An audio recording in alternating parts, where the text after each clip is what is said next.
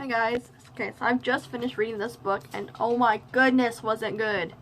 This book was good. If I ever have to recommend a book to someone, it will be this one. This is called Eragon by Christopher Paolini. I've got 4 pages of notes, so we might as well just get started. Okay, so in the opening scene, there is this girl running through the forest, and these monsters called Urgles or Urgles are chasing after her, and she drops this rock, like this shiny rock, and then she disappears, and then it starts into the book. So I have a description of the rock right here on page 7 and 8. If I can find the page. 7, okay. It says, Eragon watched for danger for several long minutes, but the only thing that moved was the mist. Cautiously, he released the tension from his bow and moved forward. Moonlight cast him in a pale shadow as he stopped before the stone. He nudged it with an arrow, then jumped back. Nothing happened, so he warily picked it up. Nature had never polished a stone as smooth as this one. Its flawless surface was dark blue, except for thin veins of white that spiderwebbed across it. The stone was cool and frictionless under his fingers, like hardened silk. Oval and about a foot long, it weighed several pounds, though it felt lighter than it should have. Eragon found the stone both beautiful and frightening. Where did it come from? Does it have a purpose? Then a more disturbing thought came to him. Was it sent here by accident, or am I meant to have it? If he had learned anything from the old stories, it was to treat magic and those who used it with great caution. Good choice, because this book has lots of magic in it. Okay, my next note, I have a lot of things to read right here in the beginning just because it's kind of setting the tone and stuff for the book. So page 38 to 40.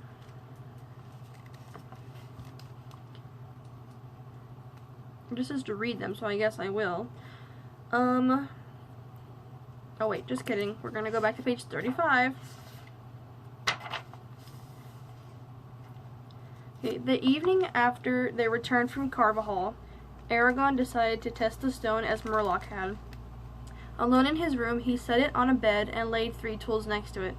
He started with a wooden mallet and lightly tapped the stone. It produced a subtle ringing. Satisfied, he picked up the next tool, a heavy leather hammer. A mournful pearl reverberated when it struck. Lastly, he pounded a small chisel against it. The metal did not chip or scratch the stone, but it produced the clearest sound yet. As the final note died away, he thought he heard a faint squeak. Murloc said the stone was hollow. There could be something of value inside. I don't know how to open it, though. There must have been a good reason for someone to shape it, but whoever sent the stone into the spine hasn't taken the trouble to retrieve it, or doesn't know where it is. But I don't believe that a magician with enough power to transport the stone wouldn't be able to find it again. So was I meant to have it? He could not answer the question. Resigned to an unsolvable mystery, he picked up the tools and returned the stone to its shelf. That night he was abruptly roused from his sleep. He listened carefully. All was quiet. Uneasy, he slid his hand under the mattress and grasped his knife. He waited a few minutes, then slowly sank back to sleep. A squeak pierced the silence, tearing him back to wakefulness. He rolled out of bed and yanked the knife from its sheath. Fumbling with a tinderbox, he lit a candle. The door to his room was closed. Though the squeak was too loud for a mouse or rat, he still checked under the bed. Nothing. He sat on the edge of the mattress and rubbed sleep from his eyes. Another squeak filled the air, and he started violently. Where was the noise coming from? Nothing could be in the floor or walls. They were solid wood, the same for his bed, and he would have noticed if anything had crawled into his straw mattress during the night. His eyes settled on the stone. He took it off the shelf and absently cradled it as he studied the room. A squeak rang in his ears and reverberated through his fingers. It came from the stone. The stone had given him nothing but frustration and anger, and now it would not even let him sleep. It ignored his furious glare and sat solidly, occasionally peeping. Then it gave one very loud squeak and fell silent. Eragon warily put it away and got back under the sheets. Whatever secret the stone held, it would have to wait until morning. The moon was shining through his window when he woke again. The stone was rocking rapidly on the shelf, knocking against the wall. It was bathed in cool moonlight that bleached its surface. Eragon jumped out of bed, knife in hand. The motion stopped, but he remained tense. Then the stone started squeaking and rocking faster than ever. With an oath, he began dressing. He did not care how valuable the stone might be. He was going to take it far away and bury it. The rocking stopped. The stone became quiet. It quivered, then rolled forward and dropped onto the floor with a loud thump. He inched toward the door in alarm, and the stone wobbled toward him. Suddenly, a crack appeared on the stone, then another and another. Transfixed, Eragon leaned forward, still holding the knife. At the top of the stone, where all the cracks met, a small piece wobbled, as if it were bouncing on something, then rose and toppled to the floor. After another series of squeaks, a small dark head poked out of the hole, followed by a weirdly angled body. Eragon gripped the knife tighter and held very still. Soon the creature was all the way out of the stone. It stayed in place for a moment, then skated into the moonlight. Eragon recoiled in shock. Standing in front of him, licking off the membrane that encased it, was a dragon. So the rock he finds turns out to be a dragon egg, which, to the knowledge of the people in his town, are non-existent anymore because they were all hunted or stolen or destroyed. Okay, now we're going to read pages 38 to 40. I'm out of breath from reading that. Hold on. Okay, 38. The dragon was no longer than his forearm, yet it was dignified and noble. Its scales were deep sapphire blue, the same color as the stone. But not a stone, he realized. An egg. The dragon fanned its wings. They were what had made it appear so contorted. The wings were several times longer than its body, and ribbed with thin fingers of bone that extended from the wing's front edge, forming a line of widely spaced talons. The dragon's head was roughly triangular. Two diminutive white fangs curved down out of its upper jaw. They looked very sharp. Its claws were also white, like polished ivory, and slightly serrated on the inside curve. A line of small spikes ran down the creature's spine from the base of its head to the tip of its tail. A hollow, where its neck and shoulders joined, created a larger than normal gap between the spikes. So, the dragon's on the front of the book. I don't know if you guys can see that or not. I don't want to ruin it because it's in my notes, but the dragon's a girl. But I won't say her name yet. Okay. I was confused a little on page 46. Right.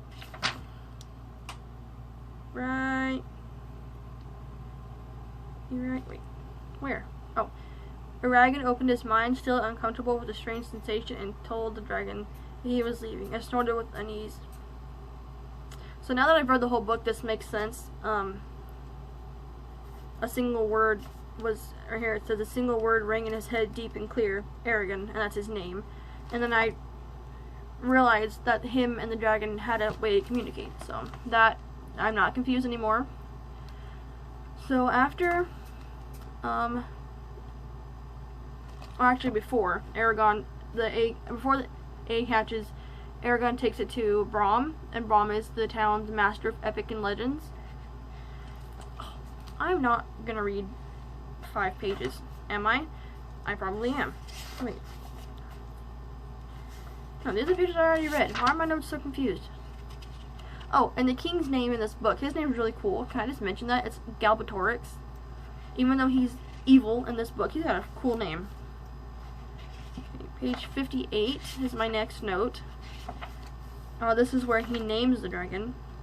While he was visiting Braum, they had talked about dragons before their time, and hold on, I gotta sneeze.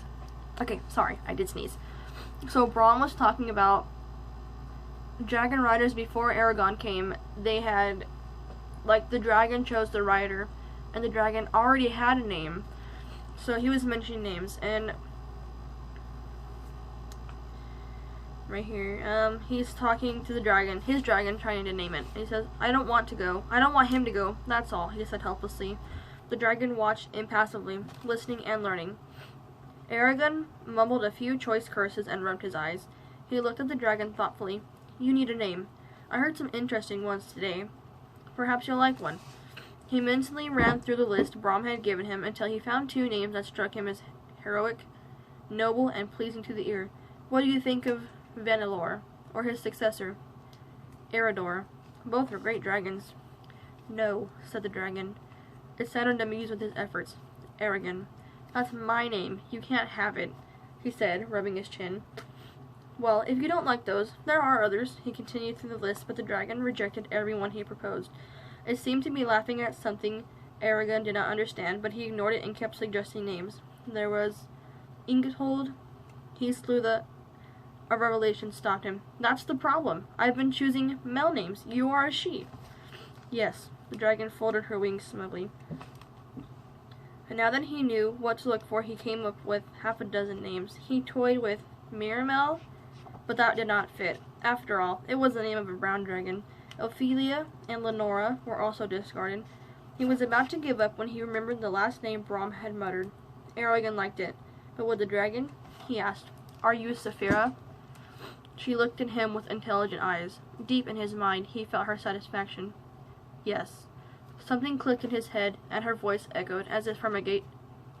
I promise I can read. A great distance. He grinned in response. Saphira started humming. So the dragon's name is Saphira. So, the next chapter, Eragon, well, I guess I should explain a little bit about him. He's an orphan. He lives with his uncle and his cousin gets a job offer to go out of town, and he takes it. So this is just something that the uncle said to them that I liked when he left. He says, "Do not think I have forgotten you, Eragon. I have words for both of you. It's time I said them. As you are entering the world..." What? It's time I said them as you are entering the world. Heed them and they will serve you well. He bent his gaze sternly on them. Excuse me. First, let no one rule your mind or body. Take special care that your thoughts remain unfettered. Unfettered? Is that a real word? Is that a real word? One may be a free man and yet be bound tighter than a slave. Give men your ear, but not your heart. Show respect for those in power, but don't follow them blindly. Judge with logic and reason, but comment not. Consider none your superior, whatever their rank or station in life. Treat all fairly, or they will seek revenge. Be careful with your money. Hold fast to your beliefs, and others will listen. He continued at a slower pace. Of the affairs of love, my only advice is to be honest. That's your most powerful tool to unlock a heart or gain forgiveness. That's all I have to say. He seemingly sighed. Nope. He seemed slightly self-conscious of his speech. So after that, Ronan, the cousin's name is Ronan, he leaves, and two strangers come into town looking for the egg, but Saphira is already hatched for like a month at this time, and she's now the size of a horse. And so the dragon senses the danger of the people, they're not people, they're actually some type of creature, searching for Eragon. So she takes him into the Spine, which is like the mountain range near where he lives. Eragon and Saphira are connected by some kind of like consciousness. Like Saphira can't talk, but Eragon can understand her thoughts, which I think is cool because no one can know when they're talking to each other. So yeah, so I put right here in my notes. They are connected by a conscious link. Saphira can't talk, but Eragon knows what she's thinking. He can also connect to the consciousness of other animals, but not as strong as he can with Saphira. After Eragon realizes that Saphira thought he was in danger, he convinces her to take him back, and that's where he finds his uncle under the rubble of their house that had been burnt down. So he takes his uncle into town to Gertrude, who is the town healer, and unfortunately, his uncle passes away. So now he has no family, except for Ronan. And since he has no family, and the people in the town were starting to get curious about Saphira, including Horst, which is their town blacksmith, and Sloane, the butcher, and Eragon, when he first found the rock, or the egg, he tried to sell it to Sloane to get meat, but once Sloane realized it came from the spine, it's called, right? The spine, yeah, right? Hold on. The spine, yeah, okay. He didn't want anything to do with it because that's where he lost his wife, unfortunately. So, Brom convinces, oh my goodness, I promise I can speak. Brom convinced Eragon to let him go with him. They go into the forest where Brom grants Eragon the sword of a former dragon rider. Now, I'm not sure if magic is a common thing in this society, since trolls, elves, dragons, and a creature called the Shade all have a place in this book. I'm not sure if they're all still around or since the book does mention that they all are or almost all killed in an epic battle between the king and the dragon riders and the elves. That's why there's so much discord in the Empire. So after Brom, Saphira, and Eragon head into the forest, they go to the next town to buy some horses, and Eragon names him Caddock after his grandpa. Page 125 just mentions the name of the third book, Brissinger, which I thought was a cool little thing to add. Now that all the books are out, they've been out for a while. These books were published back in like 2002, 3, somewhere in there. I was 2 when the books came out. So I always thought that was a cool little Easter egg thing. The next note is page 131.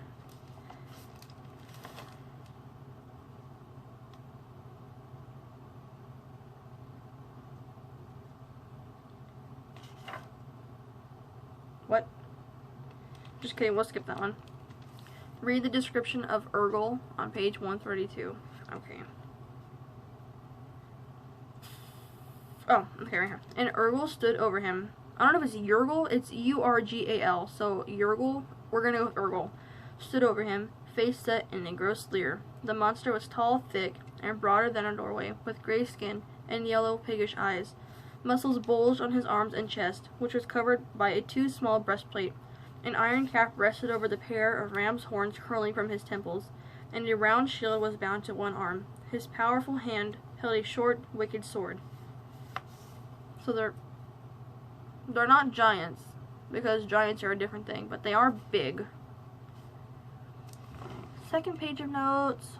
Okay. Turns out, Eragon, he possesses magic now that he's been chosen by Saphira to be her dragon rider.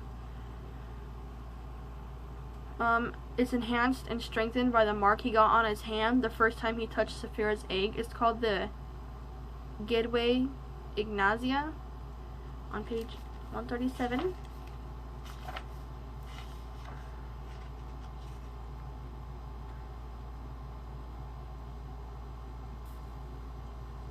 I guess right here. His thoughts turned to how he had killed the Urgels. An idea, a revelation slowly wormed its way through his mind. Me, Eragon, farm boy of Palancar Valley, had used magic. Magic! It was the only word for what had happened. It seemed impossible, but he could not deny what he had seen. Somehow I'd become a sorcerer or wizard, but he did not know how to use this new power again, or what its limits and dangers could be. How can I have this ability? Was it common among writers? And if Brom knew it, why didn't he tell me? He shook his head in wonder and bewilderment.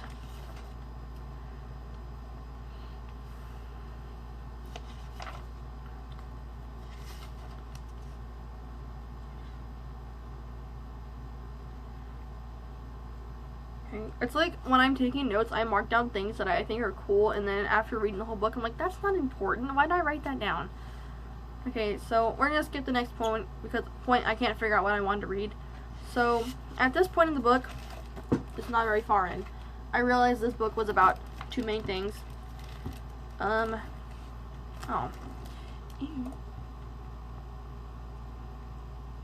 Which is finding Saphira and tracking down the Razak, which is the group that's responsible for killing Eragon's uncle, Gero. Okay, page 166.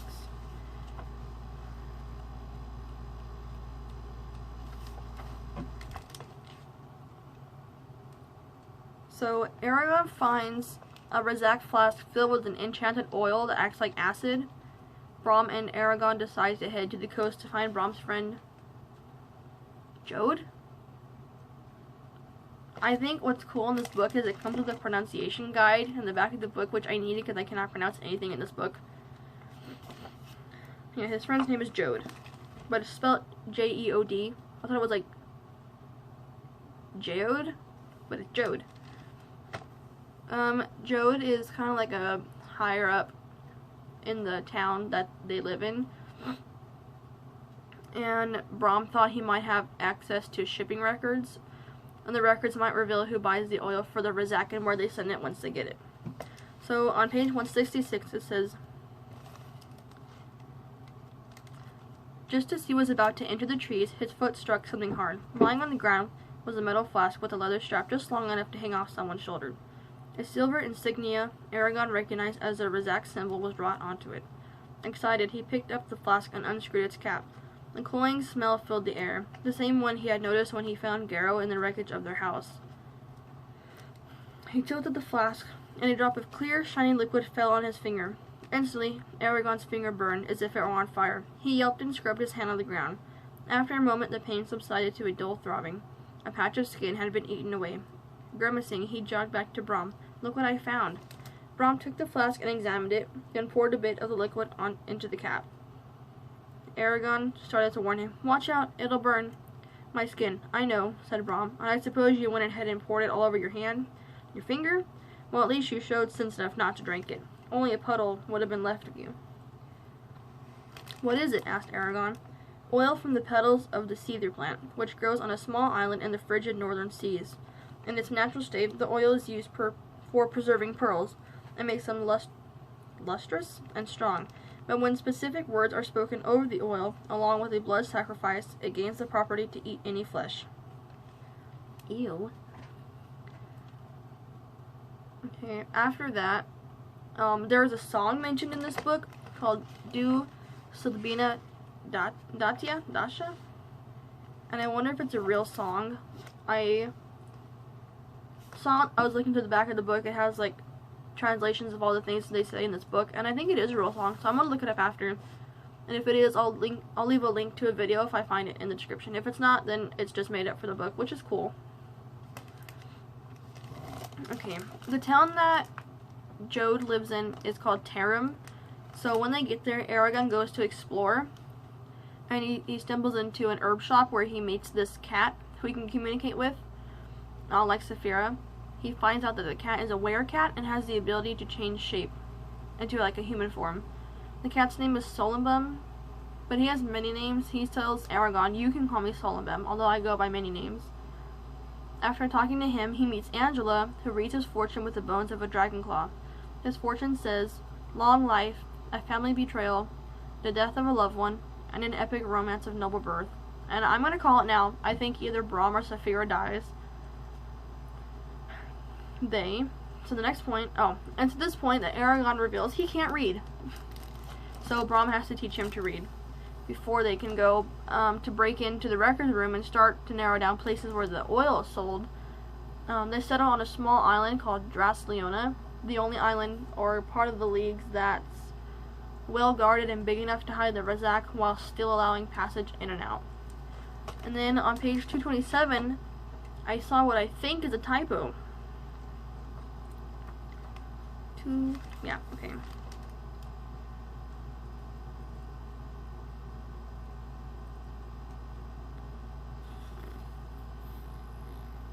Well, I wrote it down. It says awares. Right? 227, okay.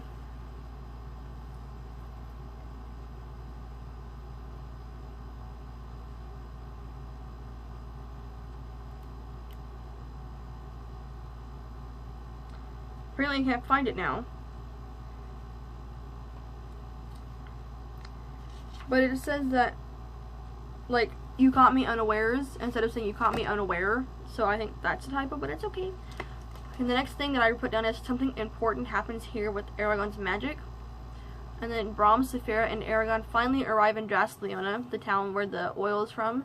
And after asking around all day, they learn that the Rizak are in Helgrind, the next little town, and they come up with this stupid idea to replace the slaves that transport the oil, already knowing that the slaves sent before them, they don't ever return. They're killed or whatever, or they're taken somewhere else. Oh, and the king that's on the hunt for Eragon is going to be in Drasleona within the week.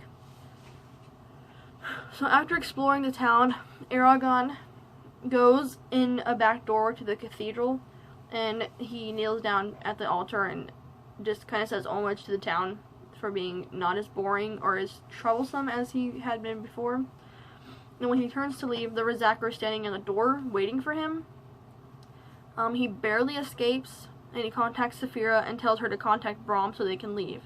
After they leave, a small group of Urgals finds the trio in the forest and kidnaps Eragon.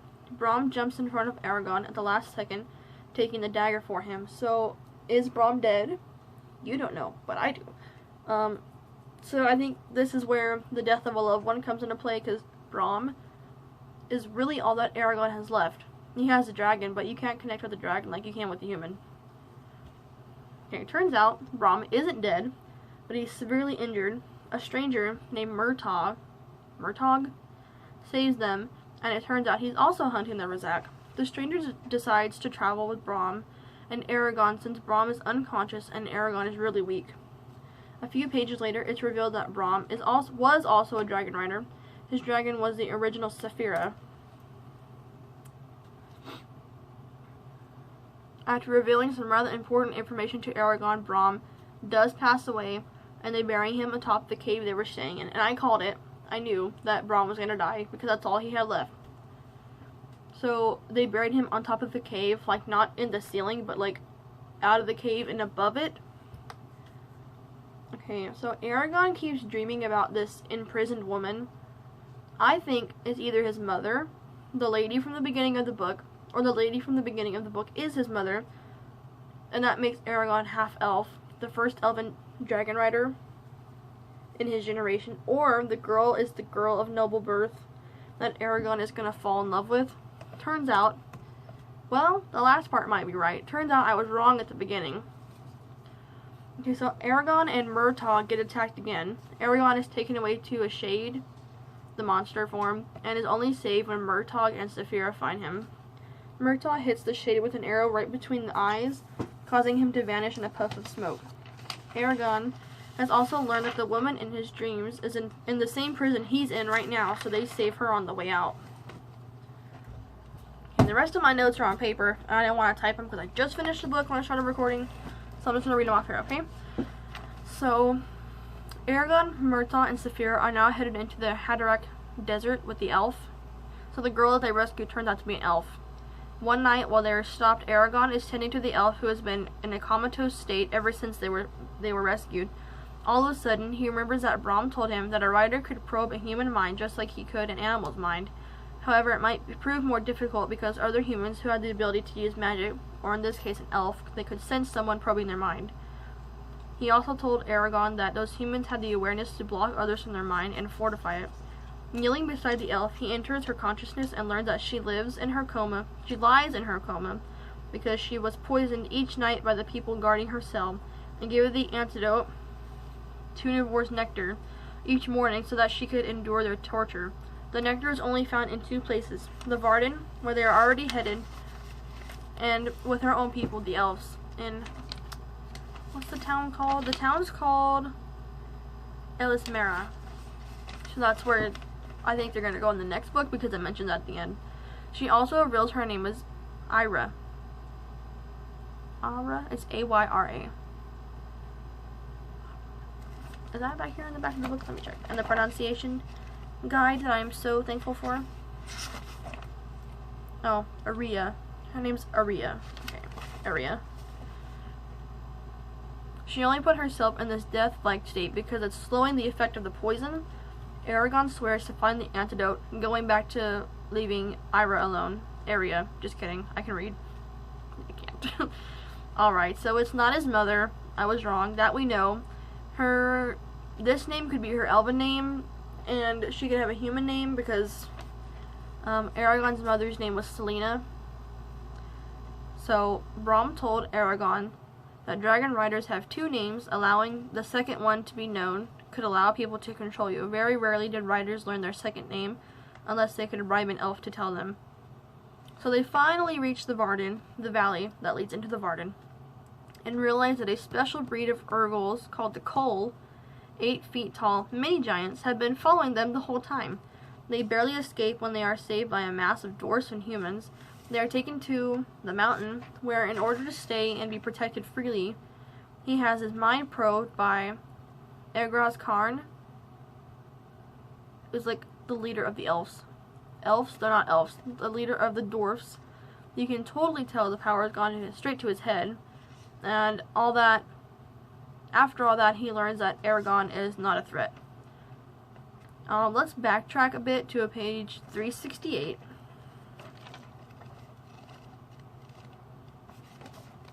Where we finally realize that this whole time Murtaugh has been against going to the Varden, but he would never tell Eragon why. So on page 368, we finally learn why. So it says, finally, Murtaugh turned to Eragon. His breathing was hard and fast, like that of a cornered wolf. He paused, then said with a tortured voice, "You have the right to know. I am the son of Morzan, first and last of the Forsworn."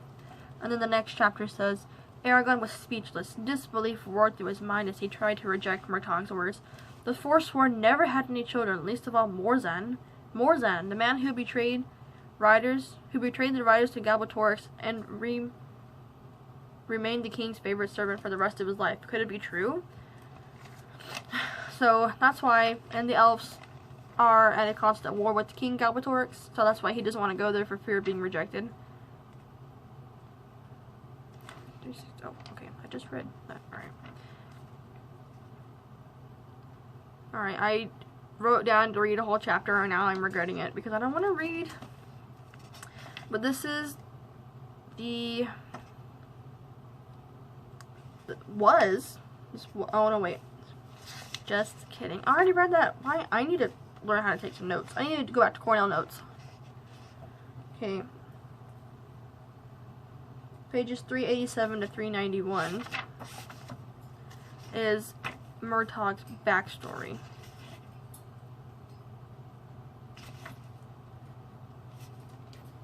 Okay, so this is where he finally explains to Eragon what's happening in his life. Murtaugh's first sentence was halting, but his voice gained strength and confidence as he spoke. As far as I know, I am the only child of 13 servants, or the Forsworn as they're called. There may be others, for the 13 had the skill to hide whatever they wanted, but I doubt it, for reasons I'll explain later. My parents met in a small village. I never learned where, while my father was traveling on the king's business. Morzan showed my mother some small kindness, no doubt a ploy to gain her confidence, and when he left, she accompanied him. They traveled together for a time, and as is the nature of these things, she fell deeply in love with him. Morzan was delighted to discover this, not only because it gave him numerous opportunities to torment her, but also because he recognized the advantage of having a servant who wouldn't betray him. Thus, when Morzan returned to I all of a sudden forgot how to pronounce his name, Galbatorix's court, my mother became the tool he relied upon most. He used her to carry his secret messages, and he taught her rudimentary magic, which helped her remain undiscovered and, on occasion, extract information from people. He did his best to protect her from the rest of the 13, not out of any feelings for her, but because they would have used her against him given the chance. For 3 years, things proceeded in this manner, until my mother became pregnant. Murtaugh paused for a moment, fingering a lock of his hair. He continued in a clipped tone, my father was, if nothing else, a cunning man. He knew that the pregnancy put both him and my mother in danger, not to mention the baby, that is, me. So, in the dead of night, he spirited her away from the palace and took her to his castle.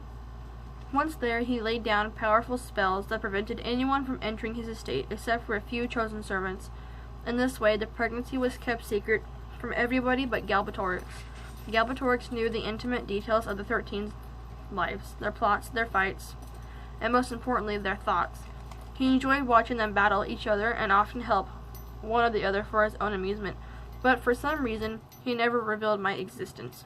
I was born in due time and given to a wet nurse so my mother could return to Morzan's side. She had no choice in the matter. Morzan allowed her to visit me every few months, but otherwise we were kept apart. Another 3 years passed like this, during which time he gave me the scar on my back. Murtaugh brooded a minute before continuing. I would have grown to manhood in this fashion if Morzan hadn't been summoned away to hunt for Saphira's egg. As soon as he departed, my mother, who had been left behind, vanished. No one knows where she went or why. The king tried to hunt her down, but his men couldn't find her trail, no doubt because of Morzan's training. So basically he explains how he left. I'm not going to read the whole chapter, that's like 3 more pages. Basically he just explains how he left and how he finally got away. Glasses are so annoying, I can't even with them. I need to get contacts. Okay. So, Aria is the girl from the beginning of the book. She disappeared during a trade-off of Saphira's egg. So, someone of the king, or the leader of the elves, explains that since no one could get the egg to hatch, the dragon eggs, Saphira's egg, they would every few months trade it off between the elves and the dwarfs, and that's why she disappeared. She was on the way to trade off the egg when the Shade, what's his name? The Shade has a name, I just don't know what it is. Durza, that's his name, that's when he intercedes and takes the egg. So, in the back of the book, it mentions their song being a real song. My bird's, I thought she was about to flip out. She usually does when she grabs onto the side of the cage. Okay, we're safe for now. So the leader of the Varden and Eragon have a long talk about the things he has encountered so far. He's granted safety among the Varden. Murtaugh wasn't so lucky. He is arrested until probing occurs. So when Eragon got to the Varden, they had to go through his mind to make sure that he wasn't a threat. I just put the note paper down because I was like writing down everything that interested me, which is legit the whole book. Aria awakens. Finally, she was still in a coma for like, I don't know, like a long time, like weeks at a time, like at least 2 weeks, 3 weeks. She awakens and Eragon learns of her past. The Urgles are an hour away in the tunnels under the Varden Sanctuary. They must get ready to fight. Eragon kills Durza the Shade, which makes, like, it breaks the spell the Urgles were under, and it makes them turn on one another. So after Eragon passes out, because when he uses his magic, it takes his strength, so he passes out from using all the magic on Durza and the fight. Durza's like the most skilled swordsman in the entire empire. So a consciousness or a spirit tells Eragon to trust Aria, and go with her to the land of the elves, Elismera. The spirit is called the Morning Sage, but it also has another name I wrote down called Togira Ikonoka. So Eragon, Murtaugh, Aria, Angela is the witch from the herb shop, and Saphira, they save the dwarfs and they save the elves. I kind of left out a lot at the end of the book because I want you guys to read it. If I expose everything, you'll be like, oh, that's a good book. Okay, never read it. I have the second and third book right here. Let me get it. Okay. The second book is called Eldest. It's this one. Eldest. And the third one, Brissinger. These are my books. The first one is a library book, and it's due this Saturday, so I'm glad I finished it. Today's Thursday. So,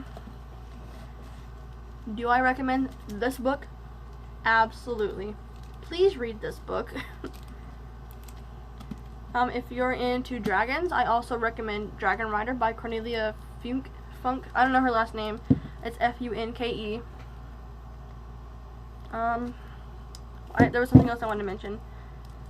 In the beginning of the book, the way that Eragon lost his strength while he was fighting kind of annoyed me. Like, he was born to be a Dragon Rider, as obviously he has to learn to use the magic. He didn't know he was born for this role.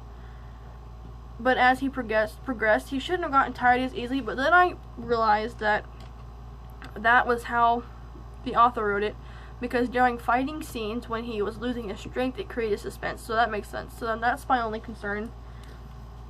And I love Saphira. She's basically like a giant cat. The dragon. She's like the biggest cat ever. So, do I recommend this book? Yes. I'm sorry this video took so long to get out. I just was really sluggish on reading the book, and then I got into it and I like couldn't put it down. I hope you guys enjoyed the video. My droning monotone voice, my many times of forgetting how to speak English. I will definitely catch you in the next one.